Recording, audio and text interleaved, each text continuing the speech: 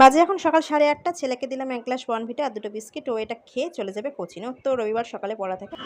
আর তারপর ঘরের যে আশিপাশি কাজ ছিল সব সেরে চলে এসেছি রান্নার দিকে। হাজব্যান্ডও ছেলেকে দিয়ে বাজার করে এনেছিল। আমি তারপর রান্না বসিয়ে দিয়েছি। রান্নায় আজকে হচ্ছে কুমড়ো, আলু, চিংড়ি মাছ দিয়ে করব পুঁই শাকের তরকারি আর করব ওখানে ফ্যাসা মাছ আছে, ফ্যাসা মাছ। আর এখানে মানে চিংড়ি মাছের যে খোসার মাথাগুলোকে রেখেছিলাম ওগুলো বেটে করব বড়া। বেশ অনেকদিন পর করছি। এগুলো কিন্তু ভালো করে একটু ধুয়ে নিতে হয়। আমি তো গরম জলেও দুবার ধুয়েছি।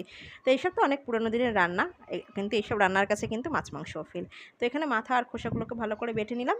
এটা দিয়ে এখন বড়া করব।